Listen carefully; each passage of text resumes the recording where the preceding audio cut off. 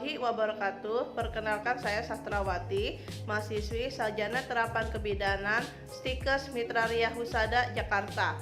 Tahun ajaran 2020-2021 dengan nomor NIM 21505015. Di sini saya akan menjelaskan dan memperagakan tentang video materi konseling prakonsepsi yang merupakan mata kuliah dari kesehatan reproduksi remaja, prakonsepsi, dan perimenopause dengan dosen pengampu Ibu Yulia Herawati, SSIT, MKM. Masa pranikah dapat digolongkan dalam masa prakonsepsi.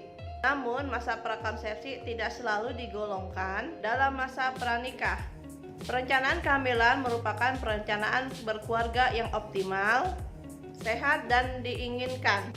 Merupakan salah satu faktor penting dalam upaya menurunkan angka kematian maternal. Menjaga jarak kehamilan tidak hanya menyelamatkan ibu dan bayi dari sisi kesehatan, namun juga memperbaiki kualitas hubungan psikologi keluarga menurut Mirja 2008. Prakonsepsi adalah masa sebelum kehamilan terjadi menurut Catherine dan kawan-kawan tahun 2013.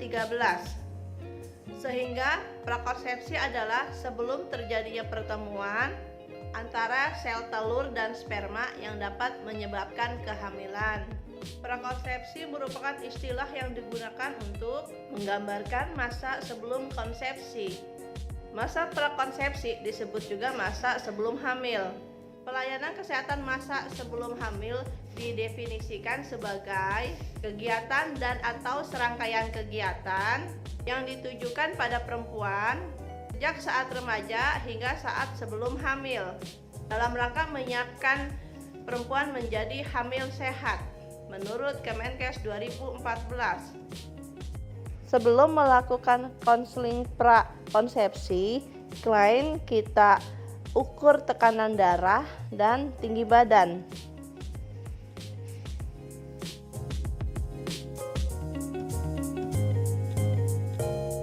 Assalamualaikum Mbak, selamat datang. Perkenalkan, saya Bidan Sastrawati. Ada yang bisa saya bantu? Waalaikumsalam. Iya Bu Bidan, nama saya Dewi. Saya rencana menikah 3 bulan lagi Bu. Saya datang ke sini karena mau konsultasi seputar persiapan kehamilan. Baik Mbak Dewi, Mbak Dewi sangat tepat sekali. Sebelum menikah, Mbak Dewi konseling prakonsepsi dan datang ke kami. Ya memang Mbak Dewi, persiapan kehamilan itu banyak sekali. Salah satunya pemeriksaan kesehatan. Pemeriksaan kesehatan merupakan salah satu bagian penting dari pelayanan kesehatan prakonsepsi yang bertujuan untuk mempersiapkan calon ibu dan menjalani kehamilan dan persalinan yang sehat dan selamat serta memperoleh bayi yang sehat. Begini Mbak, saya nanti akan ajukan beberapa pertanyaan seputar data diri. Mbak, namanya Mbak Dewi siapa ya Mbak? Dewi Purnamasari, Terus umur 40, Pinang Ranti. usia 25. saat ini Mbak sedang bekerja? Ya, karyawan. Ini Mbak, saya mau nanya mengenai riwayat menstruasi. Ini kapan men pertama kali itu usia berapa tahun ya Mbak? Usia 13 tahun. Terus pada saat sekarang ini haidnya itu teratur Mbak? Alhamdulillah sih saya teratur Bu. Nggak pernah telat gitu ya? Ya, Nggak ada keluhan saat ini mensnya? Alhamdulillah baik-baik aja. Ada riwayat ini Mbak, penyakit kandungan seperti miom, kista gitu? Mudah-mudahan ya. enggak ya. Anda sih baik-baik aja sih. Maaf. Nggak ada keluhan juga. Ya. Ada riwayat merokok atau perokok aktif atau pasif gitu? Enggak. Minuman beralkohol enggak ya? Enggak. Apakah ada penyakit yang diderita saat ini? Alhamdulillah nggak ada riwayat apa-apa saya. Ya, alhamdulillah. Ada ini nggak Mbak, mengkonsumsi obat rutin setiap harinya? Enggak. Apakah ada ini Mbak, riwayat penyakit keturunan seperti kencing manis, jantung, hipertensi? di keluarga? Oh ya, nggak ada sih. Terus di rumah Mbak ada pelihara binatang gitu, peliharaan? Oh enggak. Ini Mbak Dewi, saya izin mau tanya seputar biodata suami. Mbak bersedia? Ya, boleh. Nama calon suaminya Mbak? Fadil, Alamat calon suami di mana? di Jalan Beringin 2 nomor 148 Depok Tengah. Oh, hafal banget ya Mbak Dewi ya. Terus untuk usia calon suami? 28 tahun, Nah ini pekerjaan suami. swasta, karyawan swasta. Apakah nanti bila menikah nanti Bu ada rencana untuk LDR gitu? Oh enggak. Enggak ya, yang Kebetulan kita nanti Sabtu ini. satu ya, satu. Alamat nanti. Kemudian apakah calon suami perokok aktif atau pasif? Alhamdulillah enggak. Suka minum-minuman beralkohol? Enggak. Alhamdulillah. Ada penyakit yang diderita calon suami saat ini? Alhamdulillah sih kayaknya nggak ada riwayat ya. Ada obat-obatan yang dikonsumsi rutin setiap hari? Enggak. Ada penyakit keturunan dari calon suami seperti tadi asma, kencing manis? Oh enggak. Nah, suami suka melihara binatang peliharaan di rumah enggak? Oh enggak. Sama ya, Mbak Dewi juga enggak kan ya? Dia enggak punya ini binatang peliharaan. Mbak Dewi setelah dilakukan pemeriksaan status gizi, dilihat dari berat badan dan tinggi badan Mbak Dewi normal. Berarti Mbak tidak perlu diet. Tetapi Mbak juga kalau bisa jangan makan sembarangan yang membuat berat badan Mbak melonjak tinggi ya. Karena obesitas membuat perempuan rentan PCOS atau Polycystic Ovarium Syndrome, di mana sel telur perempuan tersebut kecil-kecil dan tidak siap dibuahi sperma. Baik Bu Bidan. Sebelum menikah, Mbak dianjurkan untuk suntik imunisasi TT ya Mbak. Tujuannya dari pemberian imunisasi TT sebelum menikah adalah untuk melindungi agar tidak terkena infeksi tetanus saat berhubungan seksual, saat hamil dan melahirkan, serta mencegah terjadinya tetanus neonatorum atau infeksi tetanus pada bayi baru lahir. Dalam siklus kehidupan kita perempuan memerlukan imunisasi TT 5 kali. Misalnya sekarang Mbak suntik TT 1, nanti suntik TT 2 nya itu 1 bulan setelah suntik pertama, lalu TT 3 diberikan 6 bulan setelah suntik kedua. Kemudian TT 4 diberikan 1 tahun setelah suntik ketiga. TT 5 diberikan 1 tahun setelah suntik keempat. Apabila Mbak sudah melakukan imunisasi TT sebanyak 5 kali, nanti bila Mbak hamil anak kedua atau ketiga itu Mbak tidak perlu suntik TT lagi karena Mbak sudah memiliki perlindungan terhadap tetanus selama 25 tahun. Iya Bu Bidan, tolong dituliskan aja kapan-kapannya saya harus disuntik TT ya. Kemudian persiapan kehamilan selanjutnya adalah menjaga kebugaran dan kesehatan tubuh. Dapat dilakukan dengan cara olahraga yang teratur. Aktivitas fisik atau olahraga tidak perlu dilakukan selama berjam-jam. Cukup 3 kali dalam seminggu selama setengah jam. Dan dilakukan secara rutin. Manfaat olahraga selain menyehatkan juga mencegah terjadinya kelebihan berat badan. Berat badan yang sehat membantu pembuahan dan kehamilan lebih nyaman. Diet penurun berat badan harus benar-benar dikontrol agar dapat aman selama kehamilan. Terutama disarankan untuk wanita yang mengalami kelebihan berat badan serius. Tetapi harus disertai dengan selalu berkonsultasi dengan dokter atau rekomendasi ahli gizi. Berat badan kurang dapat mengganggu kesuburan karena kekurangan jumlah lemak yang dibutuhkan tubuh. Sementara kelebihan berat badan dapat mempengaruhi proses ovulasi menjadi tidak teratur. Selain itu, Kelebihan berat badan berisiko lebih besar untuk mengalami komplikasi seperti tekanan darah tinggi dan diabetes selama kehamilan. Baik Bu Bidan. Persiapan kehamilan selanjutnya adalah menghentikan kebiasaan buruk, kebiasaan merokok, minum alkohol, atau bahkan menggunakan narkoba dapat menyebabkan berbagai masalah selama kehamilan. Juga janin yang dikandung. Bayi dapat lahir prematur, lahir dengan cacat bawaan, hingga kematian janin. Perempuan yang minum alkohol memiliki kemungkinan rendah untuk bisa hamil. Sedangkan untuk kaum pria, untuk calon suami Mbak Dewi, minum alkohol dapat mempengaruhi kualitas sperma dengan menurunnya tingkat testosteron dan bisa menyebabkan testis layu.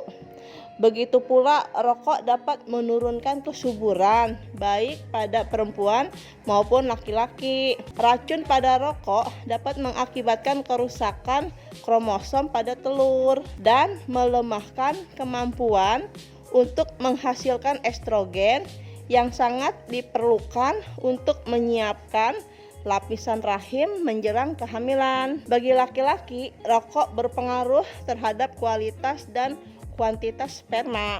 Kemampuan sperma membuahi sel telur dipengaruhi oleh kualitas dan kuantitas spermatozoa. Baik Bu Bidan. Selanjutnya, persiapan kehamilan yang lain adalah meningkatkan asupan makanan bergizi. Persiapan kehamilan sehat memang sangat penting terkait dengan makanan dan nutrisi yang dikonsumsi.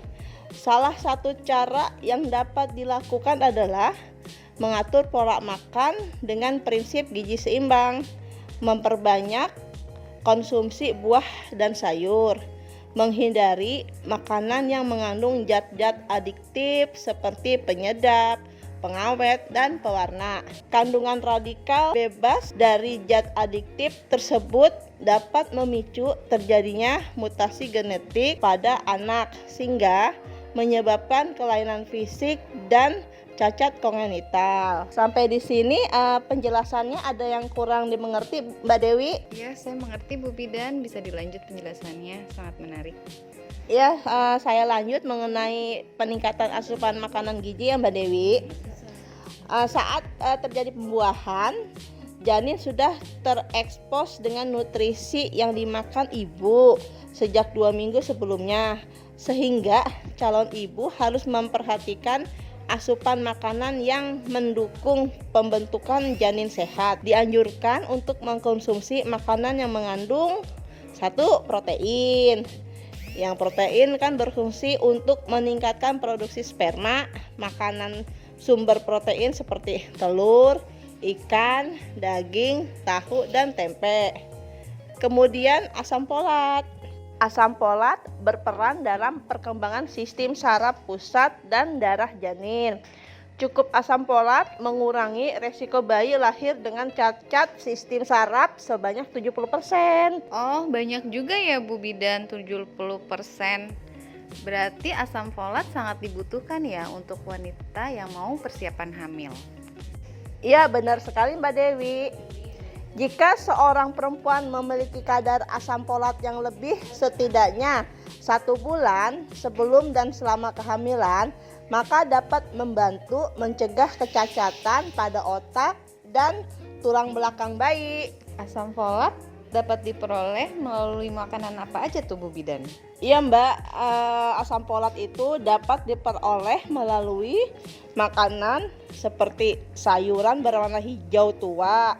Contohnya bayam, sawi hijau, kaisim mini, kemudian asparagus, brokoli, pepaya, jeruk, stroberi, raspberry, kacang-kacangan, alpukat, kemudian okra, kembang kol, seledri, wortel, buah bit, dan jagung. Kalau untuk susu, baiknya susu apa ya untuk saya yang susu untuk persiapan kehamilan Bu Bidan? Oh, macamnya susu sih Bu, sudah banyak di pasaran. Ibu tinggal lihat ya komposisinya di dalam susu itu. Ya di sini saya maaf ya nggak bisa menyebutkan merek ya. Kemudian dianjurkan juga mengkonsumsi makanan yang mengandung vitamin A, Mbak Dewi, yang berperan cukup tinggi dalam produksi sperma yang sehat. Terdapat pada hati, mentega, margarin, telur, susu, ikan berlemak, brokoli, wortel, bayam, dan tomat. Kemudian dianjurkan untuk mengkonsumsi makanan yang mengandung vitamin D, karena kekurangan vitamin D akan menurunkan tingkat kesuburan hingga 70%. Nah, sumber vitamin D diproduksi di dalam tubuh dengan bantuan sinar matahari. Selain itu, dapat pula diperoleh dari telur, susu, hati, minyak ikan, ikan tuna, margarin, dan ikan salmon. Kebutuhan lain yang dianjurkan adalah vitamin E, karena vitamin E dapat meningkatkan kemampuan sperma membuahi sel telur dan mencegah keguguran, karena perannya dalam menjaga kesehatan dinding rahim dan plasenta. Banyak terdapat pada minyak tumbuh-tumbuhan, bekatul gandum, kecambah, dan toge. Baik Bu Bidan. Selanjutnya yang dianjurkan adalah vitamin B6, karena kekurangan vitamin B6 akan menyebabkan terjadinya ketidakseimbangan hormon. Padahal keseimbangan hormon estrogen dan progesteron penting untuk terjadinya kehamilan. Nah, sumber vitamin B6 antara lain ayam, ikan, beras merah, kacang kedelai, kacang tanah, pisang, dan sayur kol. Dianjurkan juga untuk vitamin C. Pada wanita, vitamin C berperan penting untuk indung telur dan pembentukan sel telur. Selain itu, sebagai antioksidan, vitamin C berperan melindungi sel-sel organ tubuh dari serangan radikal bebas atau oksidan yang mempengaruhi kesehatan sistem reproduksi. Vitamin C banyak terdapat pada jambu biji, jeruk, stroberi, pepaya, mangga, sawi, tomat, dan cabai merah. Kemudian dianjurkan cukupi ginseng yang berperan penting dalam pertumbuhan organ seks dan juga pembentukan sperma yang sehat. Bagi calon ibu, seng membantu produksi materi genetik ketika pembuahan terjadi. Bagi calon ayah, melancarkan pembentukan sperma. Sumber seng antara lain makanan hasil laut atau seafood seperti lobster, ikan, daging kepiting. Kemudian daging kacang-kacangan, yaitu kacang mede dan almond. Biji-bijian juga banyak mengandung cakupan ginseng seperti biji labuh dan bunga matahari. Kemudian cakupan selanjutnya adalah cakupan zat besi. Kekurangan zat besi membuat siklus ovulasi, yaitu pelepasan sel telur ibu terganggu. Makanan atau multivitamin yang mengandung zat besi akan membantu dalam persiapan kehamilan dan menghindari anemia yang sering dikeluhkan oleh ibu hamil. Nah, sumber cakupan zat besi itu hati, daging merah, kuning telur, sayuran hijau, jeruk, dan sereal yang diperkaya zat besi. Kemudian dianjurkan untuk mengkonsumsi makanan yang mengandung fosfor. Jika kekurangan, menurunkan kualitas sperma calon ayah itu ada di susu dan ikan teri. Asupan gizi yang lain adalah yang mengandung selenium atau Se yang berperan penting dalam produksi sperma yang sehat. Karena gejala kekurangan selenium antara lain tekanan darah tinggi, disfungsi seksual, dan ketidaksuburan. Sumber selenium antara lain adalah beras, bawang putih, kuning telur, seafood, jamur, dan semangka. Kemudian, di sini yang sangat penting, kurangin konsumsi kandungan makanan yang berminyak ya Mbak Dewi. Itu jika memungkinkan ya. Calon ibu dapat mengganti minyak goreng dengan minyak zaitun. Kandungan asam lemaknya yang terkandung di dalam minyak zaitun bermanfaat untuk kesehatan jantung, tubuh, serta level kolesterol sehingga penyeimbangkan endokrin yang sehat. Kemudian untuk Mbak dan calon suami nanti ya, yaitu membatasi kafein, batasi konsumsi kopi dan teh karena mengandung kafein yang dapat memperburuk kesehatan menjelang persiapan kehamilan. Rekomendasi dari pakar kesehatan bahwa mengawali kehamilan dapat dilakukan dengan batas mengkonsumsi kafein sebanyak 200 mg. Hal ini juga dapat dibatasi sampai kehamilan. Ya Bu Bidan, sangat jelas sekali. Lalu Bu Bidan, untuk persiapan kehamilan saya, nanti apa aja makanan yang harus dihindari? Nah, itu kan tadi yang dianjurkan ya Mbak Dewi ya. Sekarang untuk persiapan prakonsepsi nanti, hindari konsumsi daging mentah karena berisiko mengandung virus penyebab Toxoplasma, parasit penyebab infeksi janin, dan bakteri E. coli yang berbahaya bagi kehamilan dan janin. Kemudian hindari mengkonsumsi sayuran mentah seperti lalap dan salad.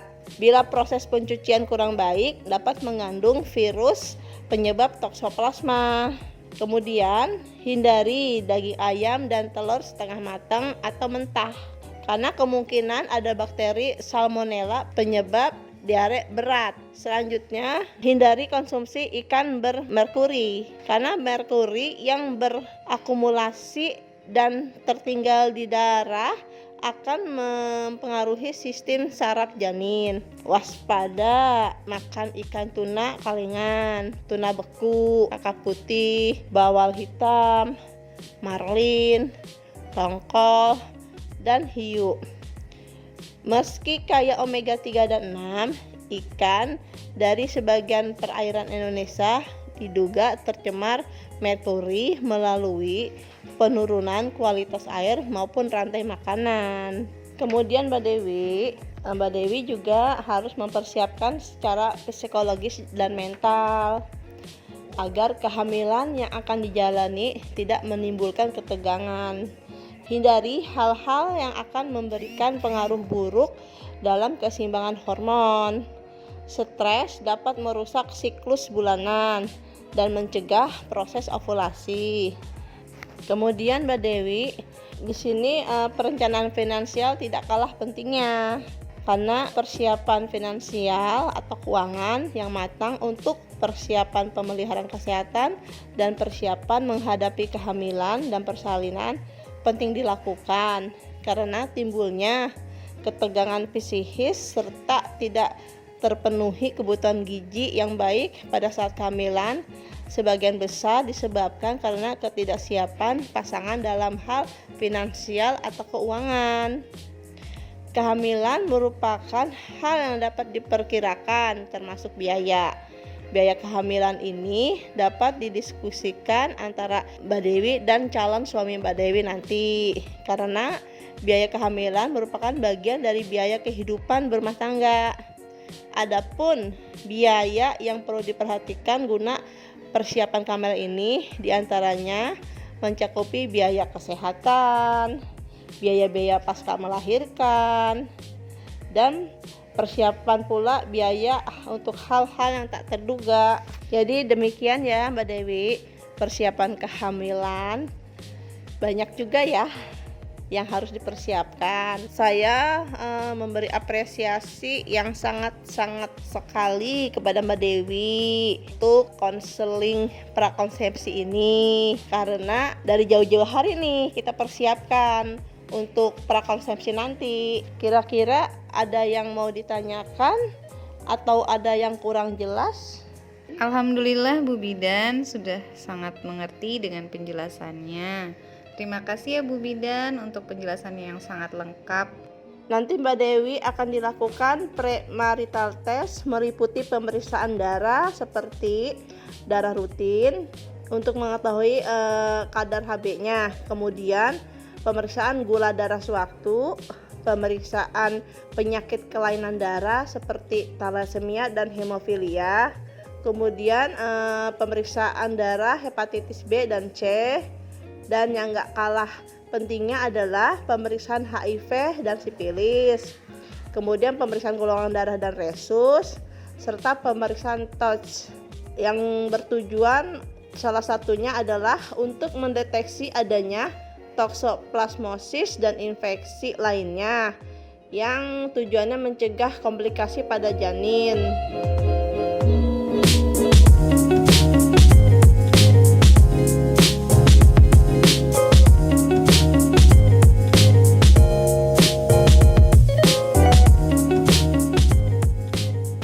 Jadi nanti saya kembali lagi setelah ada hasil lab ya Bu? Ya, benar sekali Mbak Dewi. Semoga dimudahkan ya Mbak Dewi dalam mempersiapkan pernikahannya. Semoga lancar sampai akad nikah. Dan Mbak Dewi dapat mempersiapkan prakonsepsinya dengan baik dan sehat. Terima kasih Bu Bidan. Assalamualaikum. Waalaikumsalam warahmatullahi wabarakatuh.